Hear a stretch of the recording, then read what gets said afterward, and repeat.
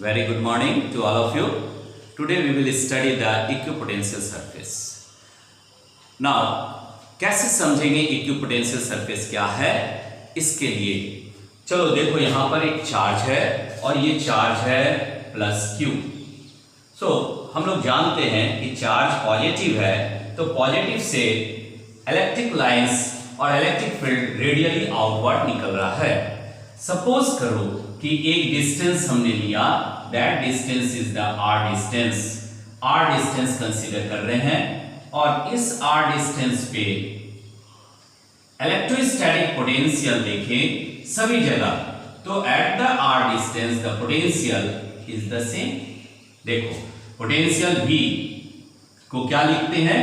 Potential V is equal to 1/4 pi epsilon naught Q by R.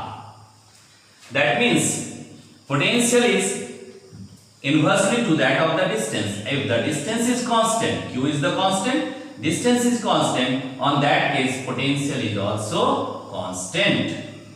Everywhere what we observe, क्या हमने देखा यहाँ पर कि हर एक जगह पे पोटेंशियल कांस्टेंट है. जो पोटेंशियल आप भी यहाँ ले रहे हैं वही पोटेंशियल आप भी यहाँ भी ले रहे हैं और सभी पॉइंट पे वही पोटेंशियल है. सपोज करो कि हमने एक सरफेस कंसीडर किया और ये सरफेस में सभी पॉइंट पे, ये पूरा सरफेस आर डिस्टेंस पे है, सभी पूरे सरफेस को हमने आर डिस्टेंस पे कंसीडर किया from the charge that is the source charge. ये क्या है? Source charge. और इसके आर डिस्टेंस पे हमने सरफेस लिया है और सभी जगह potential at every point on that surface the potential is constant. ऐसे सरफेस को हम क्या कहते हैं? This surface is known as equipotential surface. This is known as equipotential surface. So equipotential surface, अब ये सरफेस क्या हो गया? इक्विपोटेंशियल सरफेस हो गया. तो क्या लिखेंगे equipotential surface? That is the surface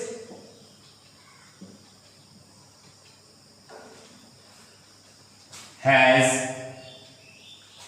or we can write which has the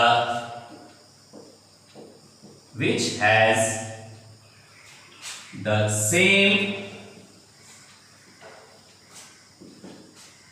electrostatic potential at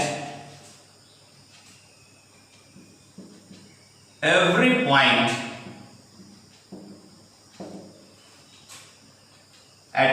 point is known as equipotential surface. Is known as equipotential surface. So equipotential surface ऐसा surface जिसमें सभी जगह पे potential क्या है? Constant है. Now अभी हम लोग धीरे धीरे जानेंगे कि इक्विपोटेंशियल सरफेस पे वर्क जीरो होता है अगर हम किसी चार्ज को इस पोटेंशियल पे मूव कराएं. सपोज हमने यहाँ पर चार्ज को A से B में मूव कराया और हम ध्यान रहे कि यहाँ भी पोटेंशियल B है और यहाँ भी पोटेंशियल B है, तो ऐसे में the potential difference between these two is equal to 0 और potential difference is the work to the charge. तो ऐसे में net value of the work done क्या होगा? 0 होगा. तो एक बात और लिख सकते हैं यहाँ पर कि in an equipotential surface work done in moving A charge is 0. In an equipotential surface the work done in moving the charge from one point to another point is 0. Now अभी इतना बात हम जाने, एक और बात देख रहे हैं कि इलेक्ट्रिक लाइंस इक्विपोटेंशियल सरफेस के 90 डिग्री परपेंडिकुलर निकल रहा है। तो पहले हमने जाना कि इक्विपोटेंशियल सरफेस क्या है, अभी इसका प्रॉपर्टी और कैरेक्टरिस्टिक या nature of the equipotential surface देखेंगे। देखो प्रॉपर्टीज में सबसे पहला प्रॉपर्टी हम लोग देख रहे हैं, अभी हमने डिस्कस किया, जाना कि वर्क यहां पर जीरो होता है अगर किसी चार्ज को हम मूव कराएं in an equipotential surface, on that case work value is the zero. तो पहला प्रॉपर्टी फर्स्ट हो गया, the work done in moving A charge in an equipotential surface is zero। अब इसी बात को हम यहां देख रहे हैं, या एक सरफेस और बना लेते हैं। देखो मान लो हमने एक सरफेस बनाया, this is the surface and this one is the equipotential surface, equipotential surface. अब ऐसे में सभी जगह everywhere potential is the constant, potential is constant. Let's suppose कि हमने एक पॉइंट लिया, एक पॉइंट, और दूसरा पॉइंट हम ले रहे हैं B point. Now the potential at the A is the VA and at the B is the VB। Now suppose the Q0 charge or the test charge Q0 will move from A to B in this equipotential surface। तो यहां पर work done कितना हो गया, to that of the charge that is equal to the potential difference between the 2 points। लेकिन हम जानते हैं कि in an equipotential surface, in equipotential surface VA is equal to VB। That means let's suppose कि total V आपने V लिया है, total potential जो कि कांस्टेंट पोटेंशियल है, and that constant potential everywhere in this equipotential surface is V। सभी जगह इस इक्विपोटेंशियल सरफेस में पोटेंशियल V है, तो हम इसको दैट इज कांस्टेंट ले लिए। अब ऐसे में that is equal to V। So हम लोग जानते हैं कि VB minus VA that is the potential difference and that equal to work from A to B to that of the charge Q0।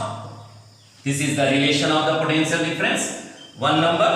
So here this difference is equal to 0 as अभी हमने देखा कि VA और बराबर VB है, तो यहां पर ये क्या हो गया, 0 हो गया। So ऐसे में since VB minus VA is equal to 0, तो हमको यहां पर क्या मिल गया कि that is work A to B that equal to 0। So क्या ऑब्जर्व किया हम लोग यहां पर कि पहला प्रॉपर्टी कि वर्क डन, अगर हम किसी टेस्ट चार्ज को यहां पे हमने लिया Q0 टेस्ट चार्ज, इस Q0 टेस्ट चार्ज को अगर हम मूव कराते हैं इसी भी इक्विपोटेंशियल सरफेस में, तो ऐसे में वर्क डन क्या हो जाएगा, work A to B that is equal to 0। That is the first property. Now second property that is, यहां देख रहे हैं second property, that second property is the electric field. अभी हमने बताया कि इलेक्ट्रिक फील्ड जो लाइंस आप निकल रहा है, इलेक्ट्रिक फील्ड लाइंस, ये क्या है, सरफेस के परपेंडिकुलर है, 90 degree. That means electric field is always perpendicular or right angle to the equipotential surface। Electric field is always at right angle, that is perpendicular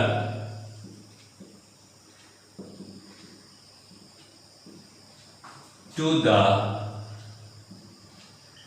equipotential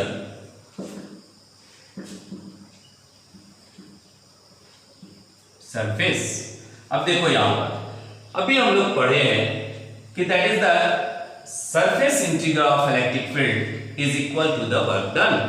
that is sorry, यहां पर हम क्या देख रहे हैं कि surface integral that is the not the surface, it is the line integral of electric field is equal to the, so यहां पर क्या लिखेंगे कि that E vector dot dl vector line integral of electric field is equal to the work done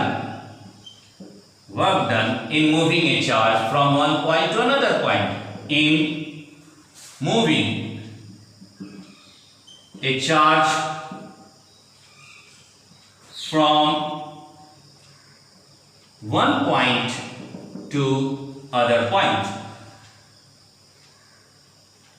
point to other point, that is the means line integral of electric field। अब integration दे दिए from A to B। अगर हम इसको simple way में देखें तो ऐसे में क्या लिखेंगे, यहां पे देखो that is the electric field E vector dot dl vector is equal to work done, that is the work. अब अभी आपने दिया था कि मान लो सरफेस हमने कंसीडर किया, दैट इज द सरफेस, और इस सरफेस में दो पॉइंट आप लिए A से B में, तो यहां से A से B वर्क क्या है, work from A to B। तो ऐसे में work from A to B देख रहे हैं, और यहां पर इसको हमने क्या लिखा, इससे पहले हमने पढ़ा कि वर्क इज इक्वल टू 0।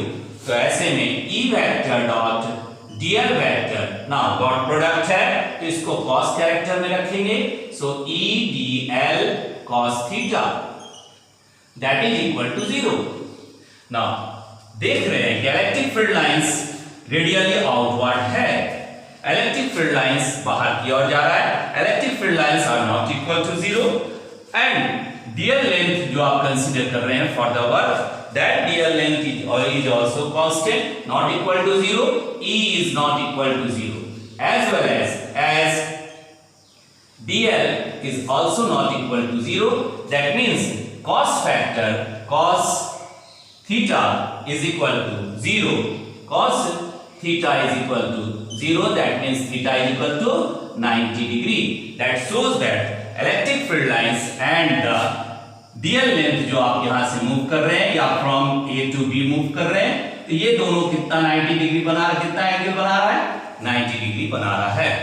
तो ये भी जाने कि इलेक्ट्रिक फील्ड इक्विपोटेंशियल सरफेस से हमेशा परपेंडिकुलर या राइट एंगल या 90 degree to that of the surface निकल रहा है, that is the second property. अभी थर्ड प्रॉपर्टी देखेंगे। नाउ थर्ड देख रहे हैं properties of equipotential surface, that it helps to distinguish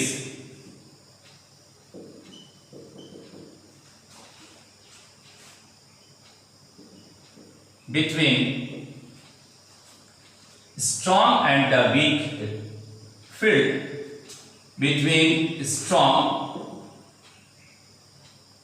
and weak field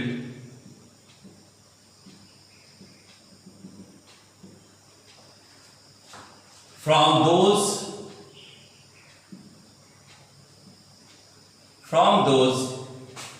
or we can say that it helps to distinguish between the strong and the weak field। कैसे, अभी देखो यहां पर कैसे ये डिस्टिंग्विश करता है equipotential surface.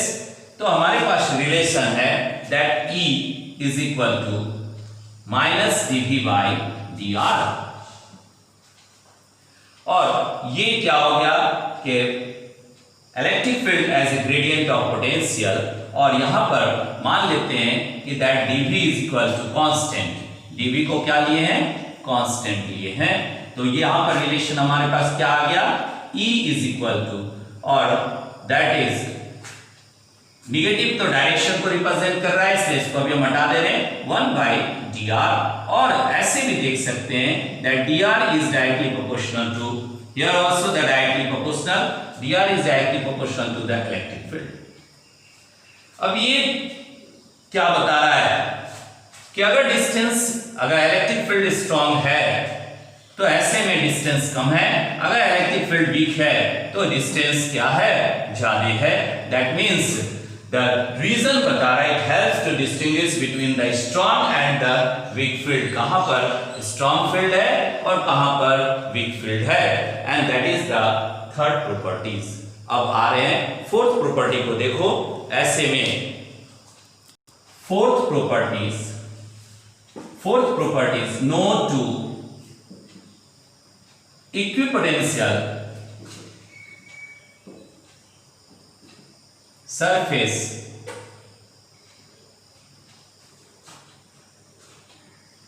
intersect each other. No two equipotential surface intersect each other. That is, two equipotential surface never cross each other, एक दूसरे को काटेगा नहीं। अगर वो काट रहा है that means it is the equipotential surface of two different sources, दो अलग अलग सोर्स का इक्विपोटेंशियल सरफेस अगर है तभी काटेगा। एक सोर्स का इक्विपोटेंशियल सरफेस कभी भी एक दूसरे को इंटरसेक्ट नहीं करेगा, and that is the fourth property. Now see the fifth property, that is the it tells the direction of the electric field. It tells the direction of electric field. Now कैसे ये बता रहा है electric field का direction? अभी हमने relation लिया था, that is the electric field as a gradient of dV by dr, gradient of electric potential. और इसी रिलेशन से हमको मिल रहा है कि that dV potential difference, that is the negative indicate the direction of the potential difference that is reduce और decreases with that of the electric field. Direction of electric field और इन दोनों के बीच में क्या देख रहे हैं कि जहां पर इलेक्ट्रिक पोटेंशियल घट रहा है वहां इलेक्ट्रिक फील्ड के लाइंस में जैसे जैसे आगे बढ़ेंगे इलेक्ट्रिक पोटेंशियल घट रहा है, और ये नेगेटिव साइन बता रहा है कि दैट डायरेक्शन इज आउटवर्ड। मान लो हमने यहां पर सरफेस लिया है, एक सरफेस ये लिए that is the equipotential surface, दूसरा सरफेस यहां ले रहे हैं, तो ऐसे में ये जो डायरेक्शन ऑफ इलेक्ट्रिक फील्ड है ये बता रहा है कि यहां पर पोटेंशियल V1 अगर हम यहां ले लें और ये V2 ले लें तो that means V2 is less than or V1 is greater than V2, decrease कर रहा है with that of the potential decreases with that of the electric field. So that tells the direction of the electric field is opposite to that of the potential of the electric equipotential surface, and that is the fifth property of equipotential surface. Now we will see next, that is the where is the equipotential surface with the point source, with the linear source or with a plane whenever the electric field is uniform. Just now अभी तुरंत देखते हैं हम लोग। देखो अभी हम लोग देखेंगे तीन कंडीशन यहाँ पर है। एक आपने देखा यहाँ पहला है एट द यूनिफॉर्म फील्ड, दूसरा देख रहे हैं लीनियर सोर्स है, और तीसरा कंडीशन आपने लिया है पॉइंट सोर्स। तो ऐसे में इक्विपोटेंशियल सरफेस कैसा होगा? अगर हम यूनिफॉर्म फील्ड ले रहे हैं, यूनिफॉर्म फील्ड का मतलब पॉजिटिव देख रहे हैं और पॉजिटिव से इलेक्ट्रिक लाइंस ऑफ फोर्स बाहर की ओर निकल रहा है, and that will give the uniform electric field. ये क्या ले रहा है? यूनिफॉर्म इलेक्ट्रिक फील्ड है। अब ऐसे में यूनिफॉर्म इलेक्ट्रिक फील्ड में जो इक्विपोटेंशियल सरफेसेस होगा वो सभी पैरेलल होगा। मान लो यहां हमने एक इक्विपोटेंशियल सरफेस लिया और ये इक्विपोटेंशियल सरफेस देख रहे हैं, this is the equipotential surface.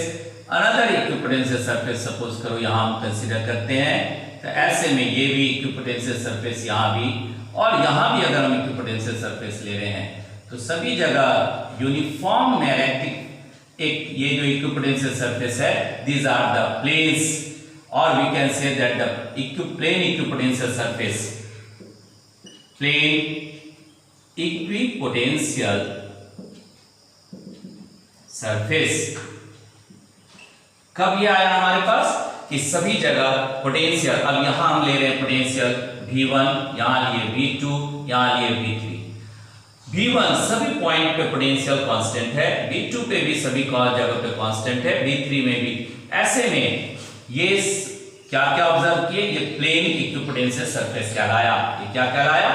Plane equipotential surface. अब यहां देखो एक और बात यहां पर हम लोग ध्यान में रखेंगे कि जो डिफरेंस बिटवीन द डिस्टेंस जो हम यहां से ले रहे हैं, इनके बीच में जो डिस्टेंस ले रहे हैं, वो डिस्टेंस यहां से d distance to that of the two equipotential surface, सभी इक्विपोटेंशियल सरफेस के बीच में डिस्टेंस कांस्टेंट होगा। कब? जब हम यूनिफॉर्म इलेक्ट्रिक फील्ड कंसीडर करते हैं। रिलेशन हम लोग के पास है, रिलेशन क्या है कि electric field E is equal to, electric field E is equal to कितना है आपके पास -dV/dr। अब देखो यहां पे क्या क्या बात कांस्टेंट है? E कांस्टेंट है। डिफरेंस ऑफ एनीथिंग, माइनस को हम अभी हटा दे रहे हैं क्योंकि ये डायरेक्शन शो कर रहा है, तो ऐसे में E is equal to dV/dr consider कर रहे हैं। और डिफरेंस क्योंकि इलेक्ट्रिक फील्ड यूनिफॉर्म है, कांस्टेंट है, that constant is equal to 0, तो ऐसे में this implies dV/dr is equal to what? That is the 0, constant ले रहे हैं इलेक्ट्रिक फील्ड का, 0 नहीं ले रहे हैं, क्या ले रहे हैं? कांस्टेंट ले रहे हैं, कांस्टेंट।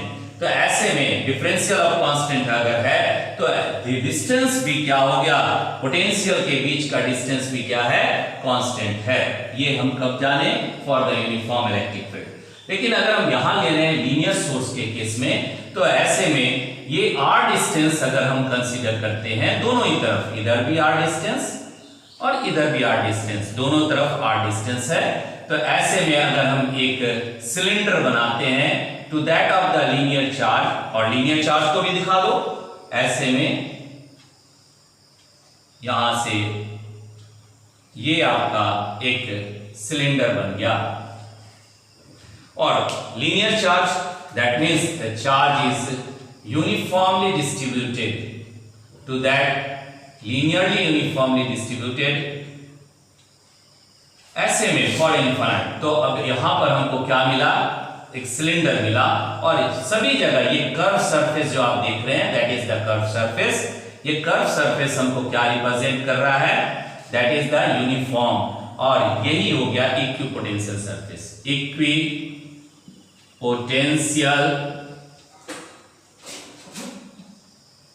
सरफेस, इक्विपोटेंशियल सरफेस हो गया, क्योंकि यहां हर एक जगह पे पोटेंशियल कांस्टेंट है to that of the curve surface. इस कर्व सरफेस पे सभी जगह पोटेंशियल भी at the distance of r is constant 1/4 pi epsilon naught, क्योंकि चार्ज क्या है? यूनिफॉर्म है। तो जो भी चार्ज आप लेते हो यहां पर, मान लो सपोज करो आपने छोटा सा पार्ट लिया है तो dq चार्ज लिए, तो और dq का अगर हम लेमडा ले रहे हैं तो lambda is equal to dq into L हो जाएगा, ये भी हम कंसीडर कर सकते हैं। और नहीं तो सीधे चार्ज ले लिए q/r, जो डिस्टेंस आप r ले रहे हैं। तो ऐसे में पोटेंशियल हर एक जगह to that of the curve surface, यहां पर इक्विपोटेंशियल सरफेस कौन सा है? That is the curve surface, that is curve surface. अगर लीनियर चार्ज रहता है, ऐसे में जो curve surface of the cylinder आप कंसीडर करते हैं, and that is the equipotential surface. अगर इसी डिस्टेंस को हम कम कर दें, r/½ कर दें, सपोज करो यहां r लिए और यहां हमने r/½ कर दिया, 2 कर दिया, तो इस डिस्टेंस पे भी अगर हम देख रहे हैं, यहां पर भी अगर देख रहे हैं r/2, तो ये फिर क्या हो गया? इक्विपोटेंशियल सरफेस हो गया r/2, हियर आल्सो r/2। तो ऐसे में r/2 पे एक सिलेंडर फिर बन जाएगा, और ये फिर हम यहां पे देख रहे हैं कि this is the another equipotential surface, ये एक इक्विपोटेंशियल सरफेस हो गया ये भी। और अगर इसी दूरी पे हम कंसीडर करें तो ये आपका इक्विपोटेंशियल सरफेस हो गया, सभी जगह ये सिलेंडर का कर्व यहां पर भी हम देख रहे हैं, that curve is the equipotential surface. तो डिस्टेंस अगर कांस्टेंट है तो इक्विपोटेंशियल सरफेस वहीं पर हमारा सभी जगह सरफेस पे पोटेंशियल बराबर रहेगा, that is the equipotential potential surface. अब देखो फॉर, यहां पर भी हम बात कर रहे हैं फॉर पॉइंट सोर्स। अगर पॉइंट सोर्स के बारे में बात करें, देखो हर एक जगह एक बात और ध्यान में रखना है कि इलेक्ट्रिक फील्ड लाइंस बाहर की ओर निकल रहा है। That electric field lines is from the source charge. ये क्या है, रेडियल कंपोनेंट भी बोल सकते हैं, और दैट इज चार्ज से बाहर की ओर इलेक्ट्रिक फील्ड हम कंसीडर कर रहे हैं, आउटवर्ड कर रहे हैं, ठीक है। और लेकिन equipotential surface at the distance is everywhere is thus constant and that is called the equipotential surface. यहां पर भी हम बात कर रहे हैं, अगर आपने पॉइंट चार्ज लिया है that is the Q point charge, that is the Q point charge, और source charge is the Q, and radially electric field lines is moving outward. Electric field lines कैसा निकल रहा है, रेडियली आउटवर्ड निकल रहा है, बाहर की ओर इलेक्ट्रिक फील्ड लाइंस निकल रहा है। All these lines are moving radially outward. तो ऐसे में at the whatever the distance we consider, पूरे डिस्टेंस पे अगर हम यहां पर ले रहे हैं r, यहां ले रहे हैं 2r, यहां ले रहे हैं सपोज करो, या 2r भी नहीं कर करके कैपिटल R कर दिए, यहां पर कुछ और कर दिए, 4 of the r कर दिए सपोज करो, these are the distance। तो r डिस्टेंस पे सभी जगह r डिस्टेंस पे पोटेंशियल कांस्टेंट है, और इसको अगर हम गिवन ले तो 1/4 pi epsilon naught, here it is the q by r। अगर हम इसको ले रहे हैं, सेकंड में ले रहे हैं बड़े कैपिटल R को, तो ऐसे में पोटेंशियल यहां हो गया v2 that is equal to 1/4 pi epsilon naught, here q by capital R। और अगर हम डिस्टेंस को twice of 4 times of the r consider कर रहे हैं, तो ऐसे में यहां पर potential for the third is equal to 1/4 pi epsilon naught q by 4 times of the r। क्या ऑब्जर्व किए कि ऐसे में डिस्टेंस पे, एक डिस्टेंस जिसने आपने लिया है वहां पे पूरे सरफेस पे अब ये स्फीयर बनाएगा। ये कैसा बनाएगा, स्फीयर, और ये स्फीयर क्या है, इक्विपोटेंशियल सरफेस है, spherical equipotential surface, that is equipotential surface। और ये कैसा स्फेरिकल, कैसा है, स्फेरिकल है। तो पॉइंट सोर्स के चारों ओर स्फेरिकल इक्विपोटेंशियल सरफेस बनेगा। एक बात और ध्यान रखना है कि distance between the two equipotential surface regarding the point source is different, मतलब दोनों का डिफरेंस। अभी आप यहां पर क्या लिए थे, d सब जगह क्या था, कांस्टेंट था, क्योंकि पैरेलल आपने कंसीडर किया, तो ऐसे में डिफरेंस हर जगह, दैट मींस v2 माइनस, इस कंडीशन पे अगर हम बात कर रहे हैं तो v2 minus v1 that is equal to कितना आया था, v3 माइनस v2, और ये जो पोटेंशियल के डिफरेंस को कांस्टेंट कर दिए, कांस्टेंट कर दिए पोटेंशियल डिफरेंस, तो dv आपका क्या हो गया, कांस्टेंट हो गया। इतना बात सबको समझ में आया, ठीक है। ये बात क्लियर हो जाना चाहिए कि potential in the parallel equipotential surfaces, the distance between the two और number of parallel plane equipotential surface are always same constant in a uniform electric field. लेकिन जब हम यहां कंसीडर करते हैं तो ऐसे में दो पोटेंशियल सरफेस के बीच का दूरी बदलते जाता है। जैसे अभी आप यहां ले रहे हैं तो v1 is much greater than that of the v2, तो दोनों के बीच का डिस्टेंस भी अंतर कर जाएगा। अब देखो यहां पर मान लो हम इनके बीच में d लिए हैं या d1 लिए, लेकिन यहां पर क्या हो गया, d2 कंसीडर कर लिए, क्योंकि अब ये दूरी इसके कंपेयर में ज्यादा है, क्योंकि जैसे जैसे फील्ड आगे जा रहा है पोटेंशियल घट रहा है तो डिस्टेंस भी, क्योंकि पोटेंशियल घट रहा है मतलब हमारे पास रिलेशन है, हम जानते हैं v is equal to 1/4 pi epsilon naught q by r, that means potential is directly proportional to the r distance।